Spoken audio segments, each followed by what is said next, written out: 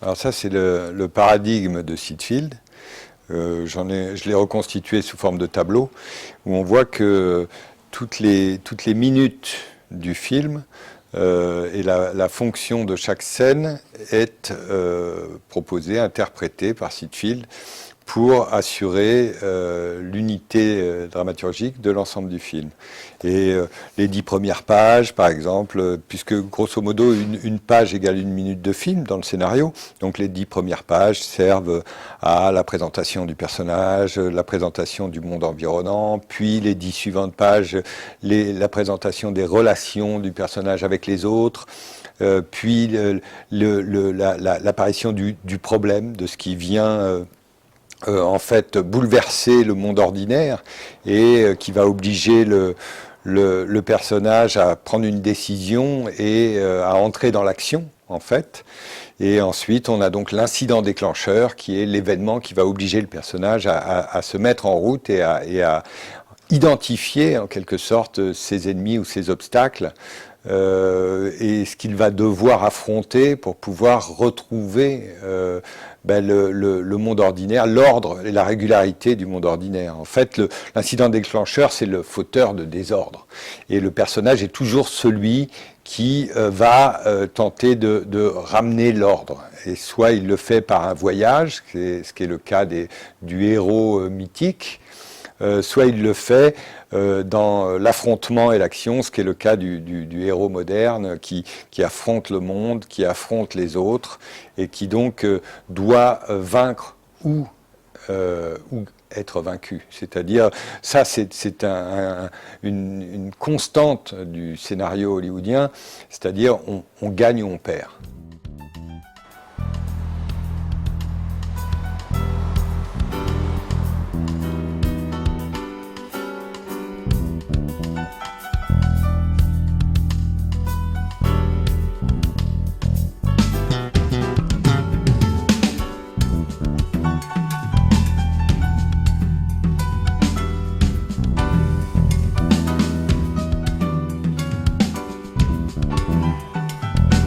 Le rapport à l'écriture,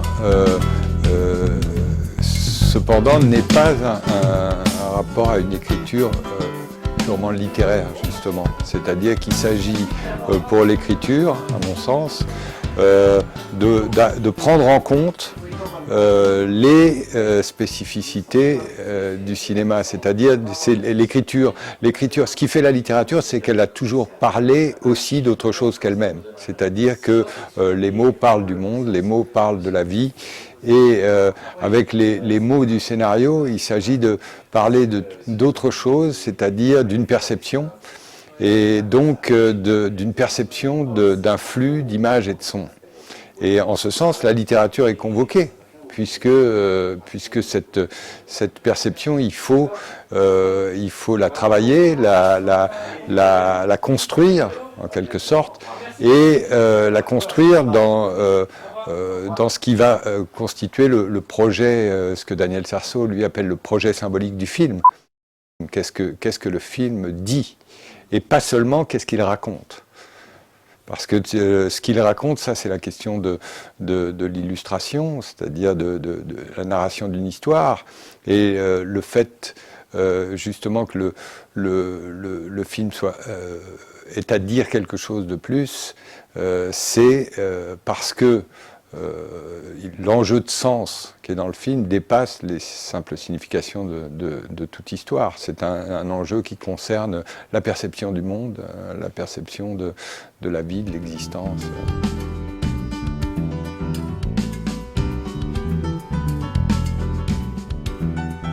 Le cinéma européen est entre un peu cette tradition qui cherche le film comme œuvre d'art, et d'un autre côté une influence qui est une influence américaine, qui est celle de considérer le film comme un produit spectaculaire, c'est-à-dire donc comme un produit de spectacle dont l'objectif est le succès.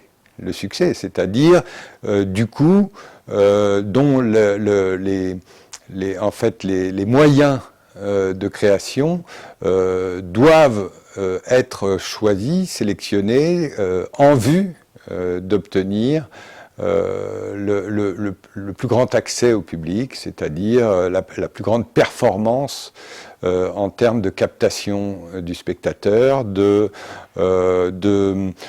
production et de manipulation de l'émotion du spectateur.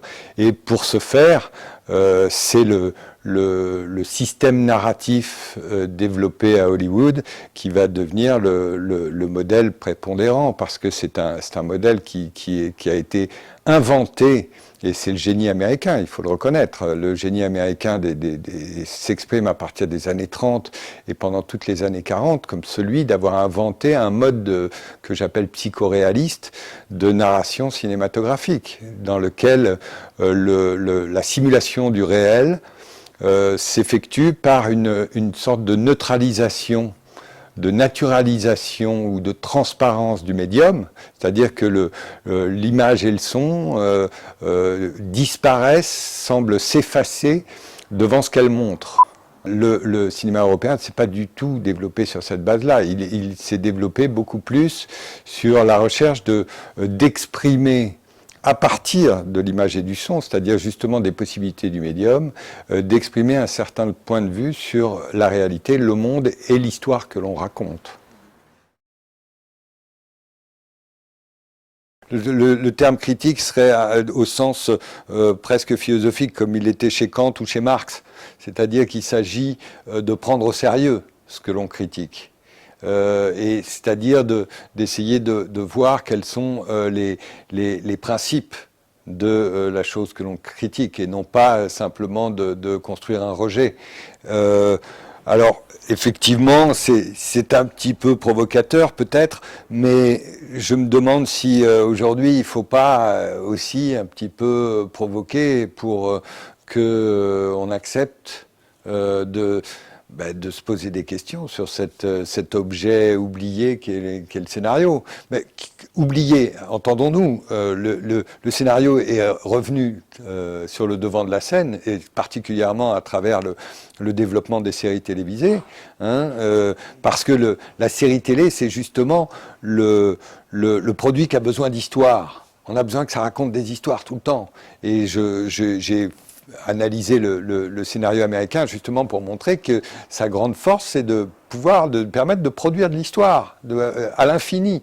Et le modèle du scénario américain est celui qui fonctionne dans toutes les séries.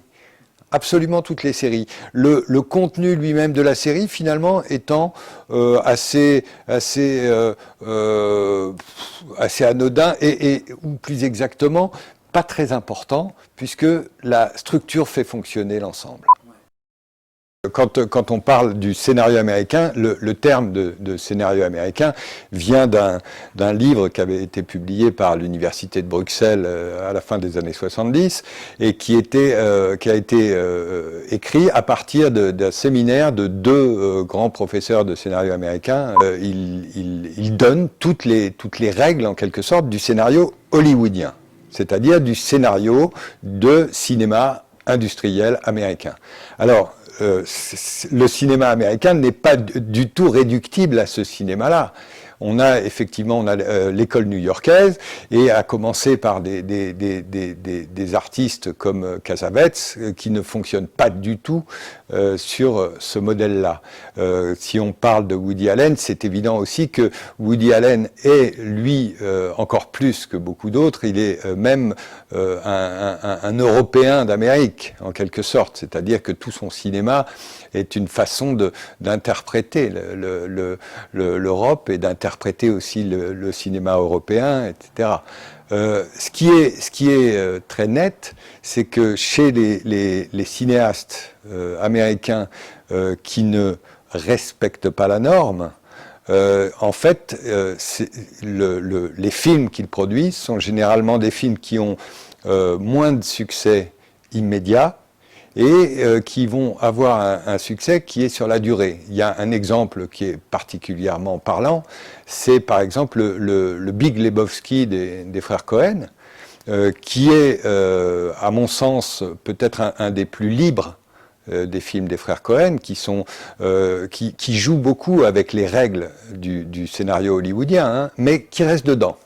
Et s'il y a un film qui peut-être échappe au modèle hollywoodien, c'est probablement le Big Lebowski, parce qu'il y a un moment où il devient phénoménologique, c'est-à-dire où il parle du monde, il parle de la société américaine, il ne rabat pas le sens sur l'histoire du personnage. C'est ça la grande différence entre les deux acceptions du film, c'est soit le sens du film est rabattu sur le personnage et sur le parcours du personnage, et donc on a un film dont les enjeux de signification sont au bout du compte des enjeux moraux, et ça Truby, qui est le dernier gourou en date, le dit très bien, ce qui importe c'est l'argument moral, c'est-à-dire est-ce que ça finit bien ou ça finit mal, c'est-à-dire est-ce que le protagoniste va réussir ou ne va pas réussir à affronter les antagonistes, les obstacles et à obtenir son objectif.